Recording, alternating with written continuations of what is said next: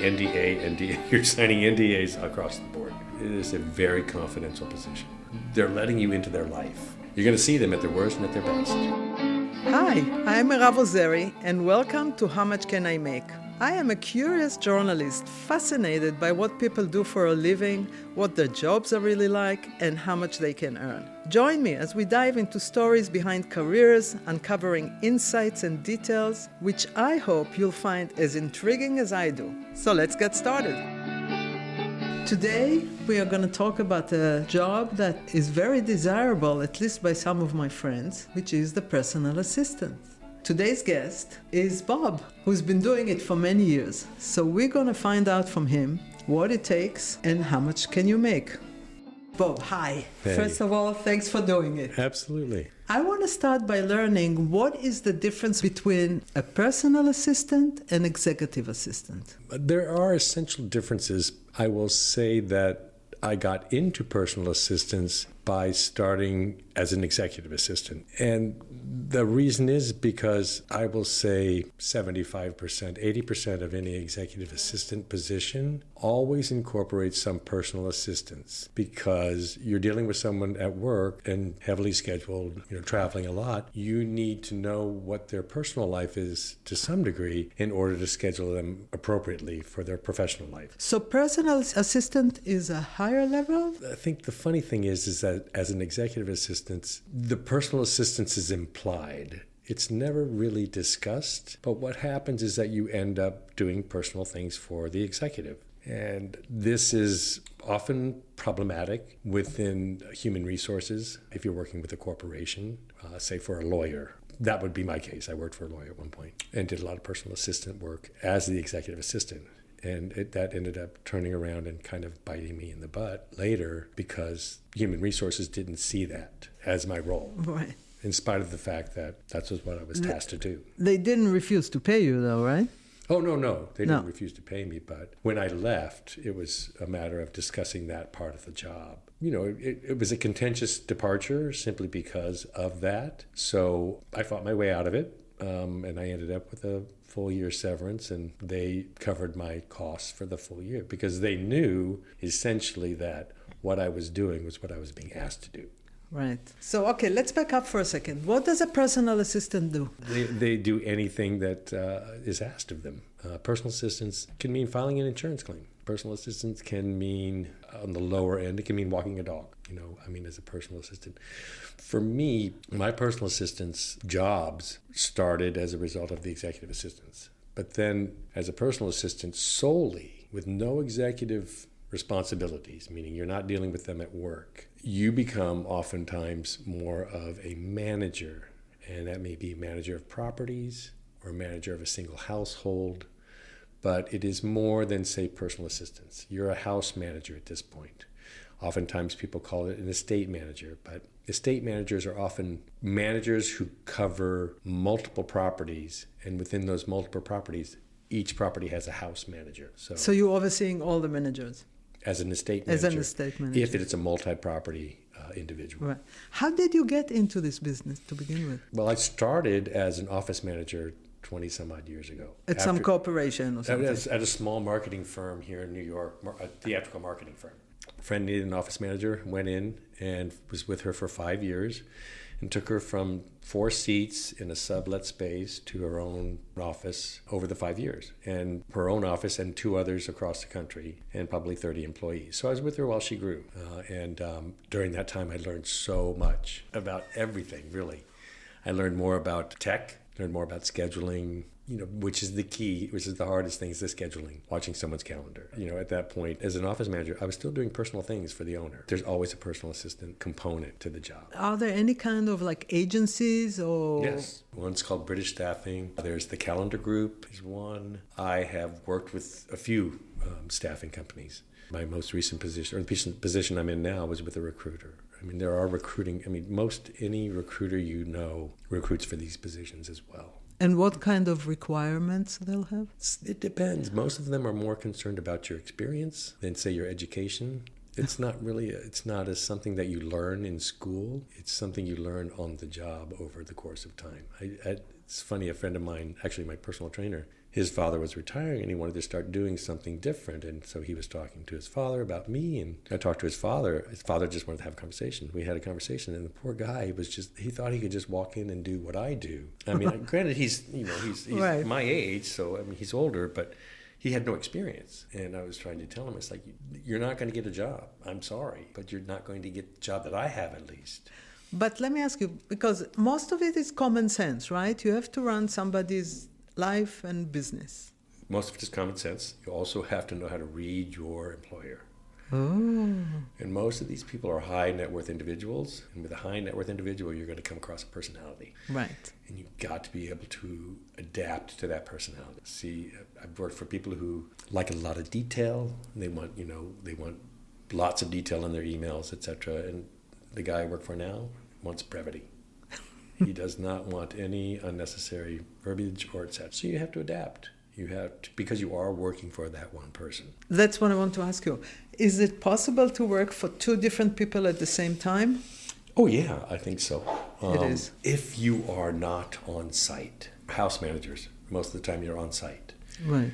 Running the cleaning crew, running anything that's going on. Any service providers, utility providers. There's a renovation going on, you're dealing with the contractor, project managers, etc.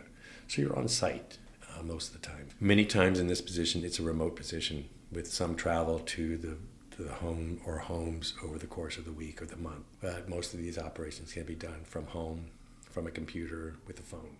The most common thing, I think, across the board would be travel. Set up the travel agenda and all of that. Getting an agenda, finding the flights, hotels, etc. If somebody wants to get into the business, I understand you need the experience, but what are the skills or character traits that you need? Communication skills need to be sharp. You need to know how to convey an idea or directive, idea to your boss, directive to the subordinate. It's like, and you also, in my opinion, I don't ask anyone to do something that I can't do or won't do myself. Mm-hmm. And I'll show them how to do it. If I have a specific way it needs to be done, if a client wants a toilet cleaned in a specific way, I will show the cleaning person how that toilet needs to be cleaned. I won't do it again because they'll have learned, but I will show them, and I don't have a problem with that. Right. Okay, communication's big. Can't be sensitive. Can't take things personally. You can't get offended by it. No. People are often very brief, and when you're dealing also with high net worth individuals, there can be a bit of snobbery. I mean, it's kind of inherent. You just have to be able to brush that off. There are going to be many times when you know you're smarter than the person you're working for, at least in terms of what you're dealing with specifically. You got to eat that. Right. Since the show is called How Much Can I Make? How much can you make on a job like this? Upwards of $350,000 a year. What? Yeah, depending on how many properties someone is overseeing. Say an estate manager would probably be at $350,000 a year, especially if they're covering 3 or 4 residences across the country. House managers, I would say $225,000. Yo, that's a lot of money. What are the hours usually? Generally, the hours, it's availability. It's not hours. Availability is 24/7. Wow. Okay? Okay. So, but hours, that's a little tougher to describe. I mean, the amount, if you're effective at what you do, your hours can be much shorter than 40 hours a week, if you know what you're doing. And if the load isn't that heavy. If you're running 3 or 4 properties at once, you're doing a full day, trust me. So how do you juggle being on call all the time with your private life? Well, I set boundaries for sure. I mean, over the weekends and the evenings, I say to whoever I work for that if you need to reach me, you need to call me. Don't send me an email. Don't send me a text. You need to call me, especially if it's, post the 9 to 5, say, parameters. And if you set that boundary or that requirement or make it understood that that's the most effective way to get you, people will fall in line. How can somebody break into this business if they have no experience? I don't know. I can't imagine what you would do to get, a lot of it is... Luck? Luck, for sure. I guess I lucked into the personal assistance part through the executive assistance role. Right. I think for anyone starting out, someone young, someone in their 20s or early 30s wants to start out, become an executive assistant. Can you start at that young? You don't have much experience in life. Well, that's why you start as an executive assistant. Okay. Then you're going to get some personal assistant work through that. Trust me. As I said, 75-80% of those employers are going to ask you to do something personal.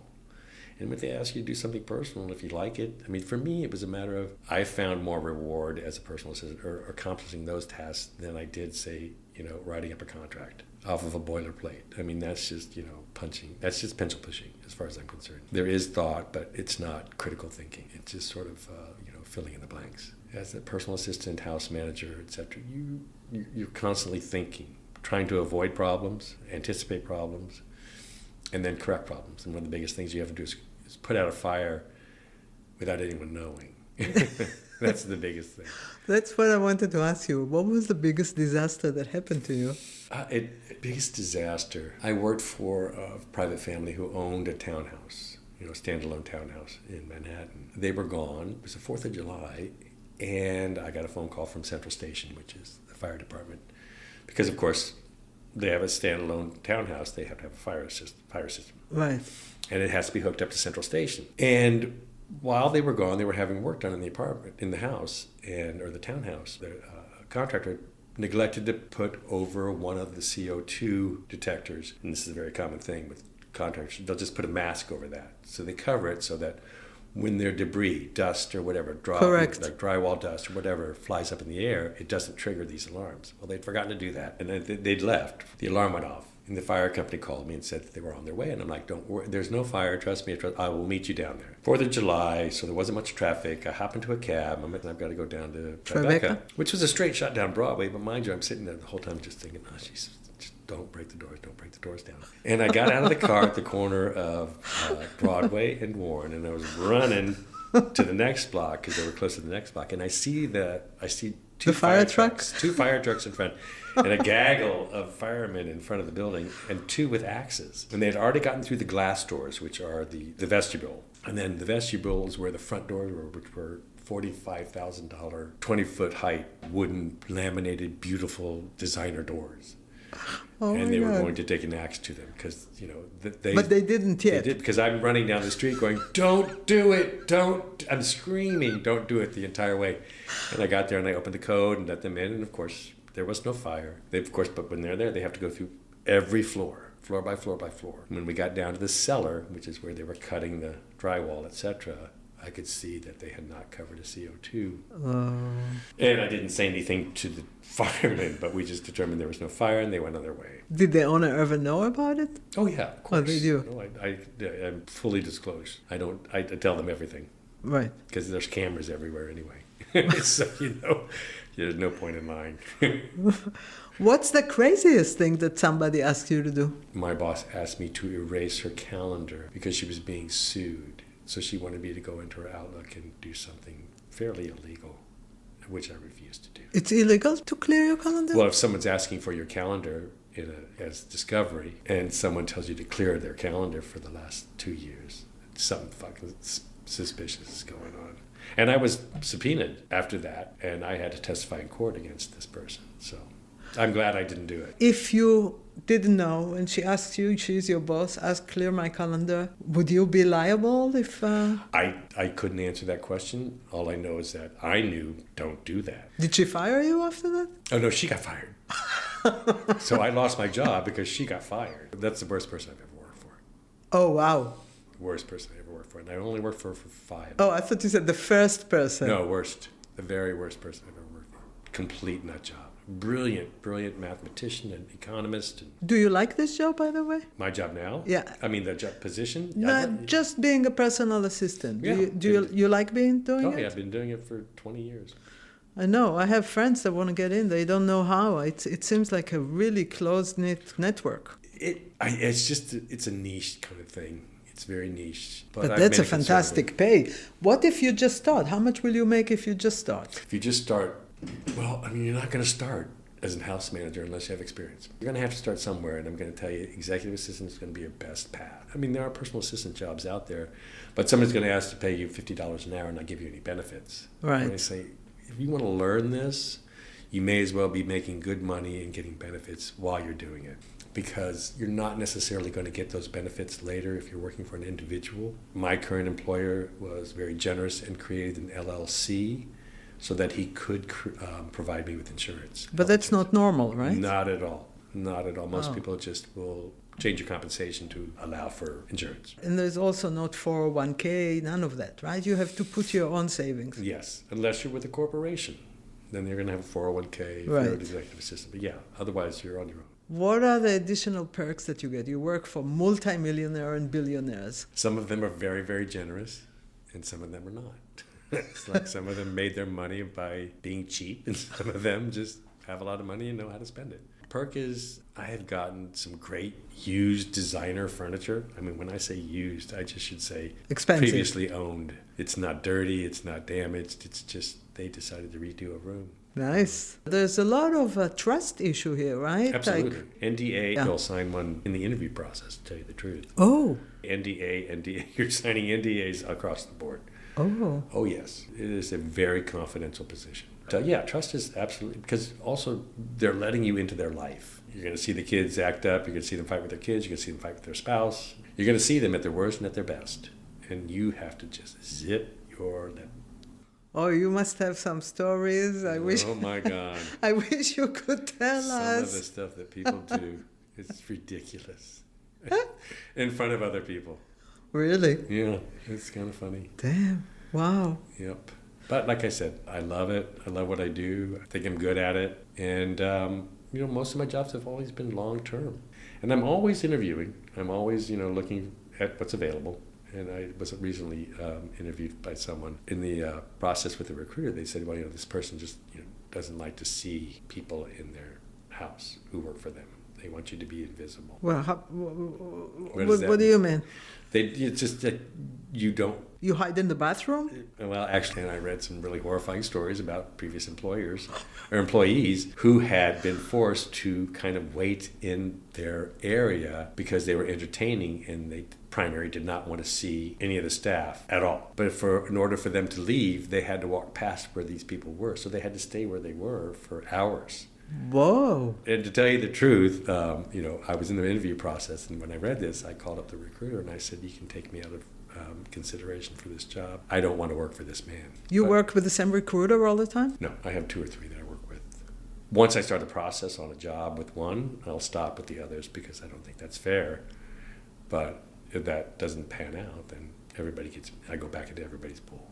Do you give any commission money to the recruiter? No, that's paid by the employer. Yeah, they have the money anyway. Yeah. No, I'm not paying it. It's not like an apartment. It's a job. I'm going to let the employer pay that. All right. Well, Bob, thank you so much. I didn't know the details of all this thing in your job. And it's fluid. When I told people I'm going to do a personal assistant, they said, wow, that's an interesting job. It can be. And there are a myriad of designs of that position. You can be a shopper, be a dog walker. Think about it. Depends upon who you're working for. But you do it all. I don't walk dogs. No, you delegate At this that. point, I delegate. Yeah. I get you a dog walker. Right. I don't climb on ladders. I get a handyman. But in the beginning, I would do handyman things. Because I want to be able to tell somebody how to do something, and I would watch any contractor, any plumber, you learn, any IT guy. Oh my God, the IT people, AV, and I worked for the family that had the Townhouse, it was completely wired. Just learned so much with the IT guy, home sound systems, etc. Biggest thing I learned was if it's not working, just unplug it and plug it back in. Seriously. And that's for a 7-story townhouse. When in doubt, reboot. Reboot, exactly. But other things I've learned as well. Yeah, you know a lot about a lot of things. I know that. Well, yeah, that's say jack of all trades, master of none. A lot of people would say, I don't believe that. I think that the trade is the house manager / personal assistant. Right. The rest you do delegate. So I don't need to know how to do the things that I tell them to do. Yeah, you just have to have the common sense to know they're doing it right. Exactly. I could do this job. Anybody. Yeah, especially if I get $300,000. Exactly. There's a lot of stuff I do for $300,000 a year. And I know there are a lot of people that hire personal assistants. There are a lot of rich people in the... It's a growing industry, actually. It is, huh? It actually is. I think the gap is widening. There's a lot more rich people here, and they're going to need help. But if somebody just earns $1 million a year, they still would hire a personal assistant, right? If their salary is $1 million a year, yeah, sure. They will. Sure, yeah. That's the range of people we're talking about. I was working for founding partner lawyers, yeah. they were making $1 million a year for sure. Yeah. Nice. Yeah. Not me, unfortunately. Some of the people I work for don't work. What do you mean don't work? They're retired. They're just independently wealthy. High net worth individuals. They have money. They don't need to work. So they just need you to run their lives and they sit on the sofa all day long. Or not. They do other things. They play tennis. They travel. Nice. I would love that life. Yeah, I would too. I would love the lives of many people I've worked for. But nevertheless, I do have their life in some small way. Right. All right. And on that note, this is it for the day. Thank you. You're welcome. If you have a comment or question or would like us to cover a certain job, please let us know. Visit our website at howmuchcanimake.info. We would love to hear from you. And on your way out, don't forget to subscribe and share this episode with anyone who is curious about their next job. See you next time.